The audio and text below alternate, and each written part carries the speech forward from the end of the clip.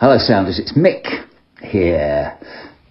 I was trying to think why we were so noisy, so ebullient on Saturday against Millwall as a crowd. And I've come up with a few thoughts. I think there's a certain pleasure in watching other people getting soaked by the heavy rain. I think that was one reason the crowd were in a good mood from the start, and noisy with it. I realise some unfortunates in the front of parts of the terracing can't escape the rainfall, and as a result there were some empty seats. People had to sort of go and stand at the back somewhere, and that's obviously not very nice. But most of us were, to be honest, pretty cosy, and it wasn't cold on Saturday, and it was pouring with rain, and it sort of lightened our mood. Another reason we were lifted, indeed ready for a song, was that John Massinho had given us something to sing about. A refreshed team with 5 changes from the hell of Hull. I sat before the match in the enjoyable company of 3 folks who know their football, and none, nor I, had anticipated the changes to the team for Millwall. It was interesting, stimulating. We were expecting Pack Swift, Chaplin, Williams, and perhaps Minayouk, even Bursick, who'd done so well in recent weeks. Instead, a fresh approach.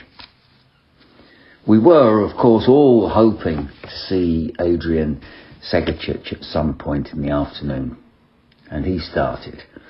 Nicholas Schmidt, well, fair dues. He's been our number 1 in this league, and if he's fit, he comes back in. Devlin and Swanson, also fair enough. We have 3 good right backs and no left backs, so fair enough. But then we got to the bigger surprises. Florian Bianchini, whom I had, not alone I don't think, but I'd had unfairly written him off and expected a return to Swansea for him. And Mark Koźnowski, I beg his pardon, who has had such a stop-start introduction to Pompey, starting games against Reading, Ipswich and Birmingham, all of which had ended in defeat, and just simply not looking, Koźnowski, comfortable within his new football club. Interesting, challenging selections by John Massinho. They wake you up. They make you think about how it's going to all fit together. The final piece in the puzzle of why Fratton was so alive and shouting on Saturday was that it was Millwall. God only knows, Sounders, how much money is spent on hosting the fans of Millwall. Personally, I felt like the royal family walking up from the station. I had a police escort practically every step of the way to Frogmore Road. Perhaps I needed it and should be grateful. But personally, I don't think so. I know, Sounders, there are still some bad lads following football, but Millwall's are mainly in the past and in our minds. No one likes us. They revel in their notoriety. And most of them, frankly, are the sort of fans Pompey understand and respect. fans from an underprivileged part of southeast London for whom football was a focal point of pride for that tribe. We know what that means. I've met and chatted online several times with Danny Baker, one of their proudest sons. Danny Baker's never looked for a fight. Believe me. Anyway, I digress, but I hope Pompey didn't have to pick up the security bill on Saturday. That's all I'm saying. The size and the visibility of the policing did bring another layer of importance to the occasion. So, all that rain, a freshened team, the presence of Millwall led to an uplifting support for Pompey from the start and from all around the ground, not just the Fratton end, all around the ground. The South Stand were very vocal, I can tell you that. To which the Millwall fans replied with that weird hum, growl, wall of noise, trying to blot out the chimes and chants. As if to say, we can't hear you, you're not there. I was actually quite nostalgic for that Pompey growl. We used to do it ourselves back in the day. It's actually not really a growl, is it? It's a sort of dirge, like the background drone of a set of bagpipes. Anyway, I like it. I like the sound of it. It's nostalgic to me. And we silenced the Millwall version with bright, lively, pressing football and a massive, in all senses of the word, opening goal in the faces, really, of the Millwall fans down that end, created down the left by first Devlin, then Murphy, and finished on his right, of course, by Zach Swanson, who, with his happy teammates, joined the corner of Pompey fans at the end of the North Stand near the Milton end, who all season long have to deal with away support, which must make their particular celebration all the more satisfying.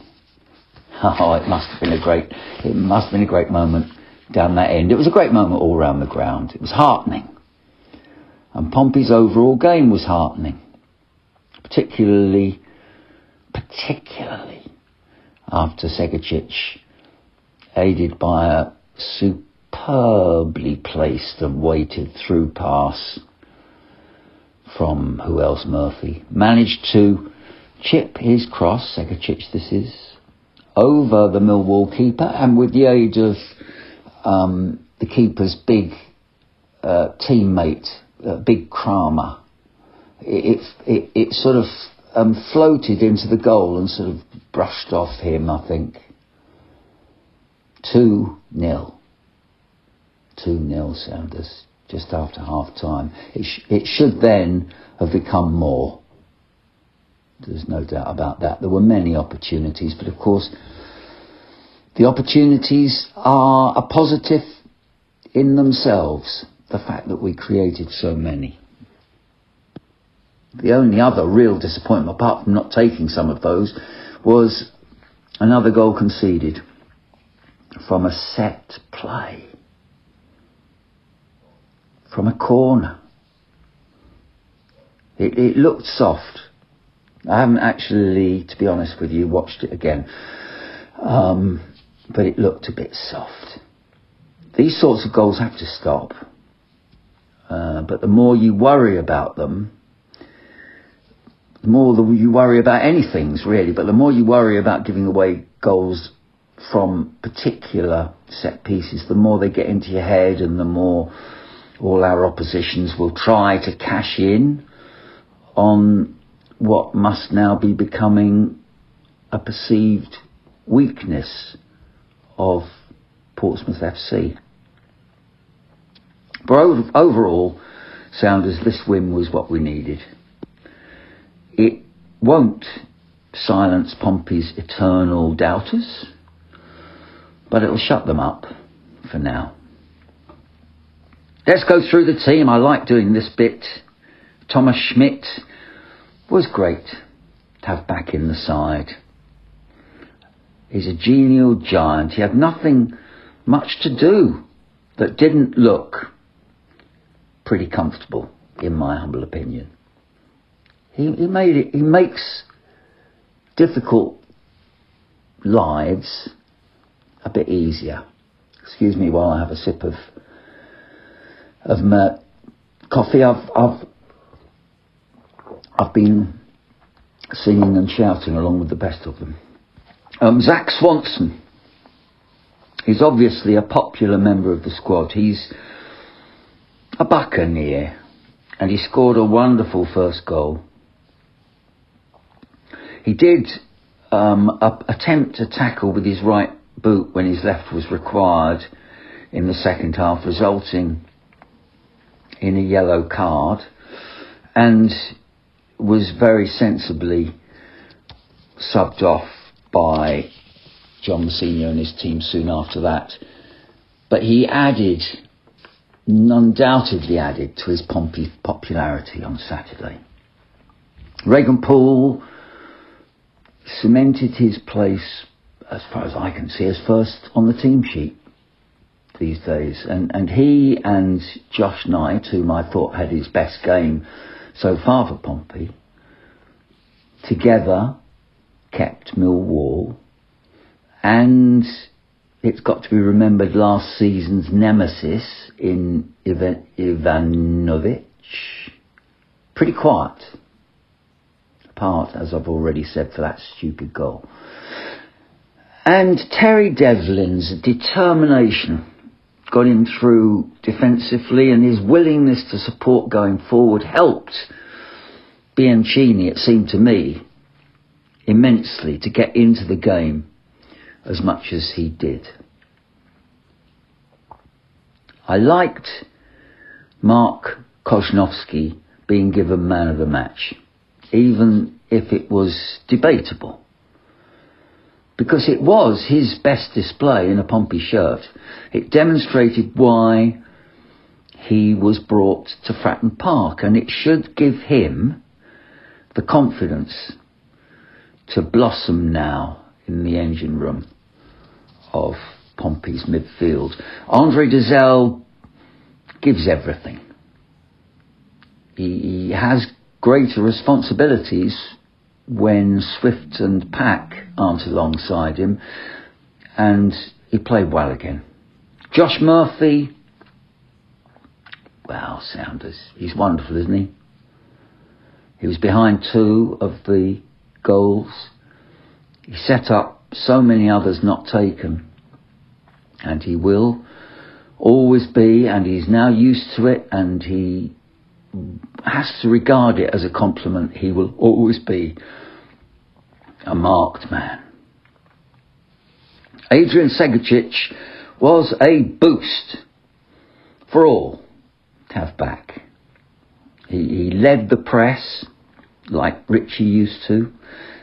He has infectious enthusiasm, and we have missed him. I do hope he's given that goal. I haven't seen any newspapers, but he should be credited with it, for goodness sake, even if he didn't mean it. Bianchini, I thought, rewarded his manager for the vote of confidence, and for once we had pace and danger on both flanks, and that was nice and significant, and something we need in the future. He's got to do it again and again and again, or he will be replaced, hopefully. I don't mean hopefully for him, but we will have competition, hopefully, from the two young wingers who are still unfit, but I'm told getting fitter. So, and that's going to be very interesting. But it was good to see Bianchini. I think certainly have his best game so far in a Pompey shirt. Maybe there's a player there for us.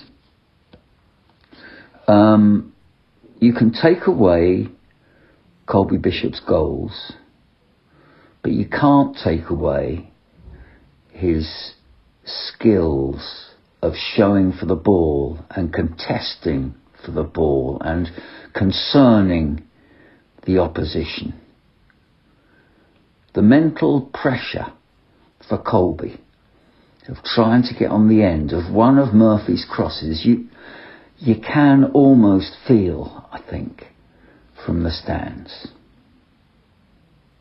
And coming on during the game, we had the luxury of Pack and Chaplin, but most notably, we had Callum Lang, didn't we? How much we've missed the man. His work rate, his clever spikiness, his hunger to make a mark, his ability to worry oppositions to the point where they get sent off. It's terrific to have him back, and goals you feel will come for him. And at last, John Mousinho has some choices to make in future games. Finally, guys, we have 3 good right backs, and Jordan Williams' appearance on 70 minutes led to his scoring a goal he shouldn't ever forget, and I don't think he will, and a goal that sent all of us home happy. A good day, Sounders. With hope, there'll be more. Play up, Pompey!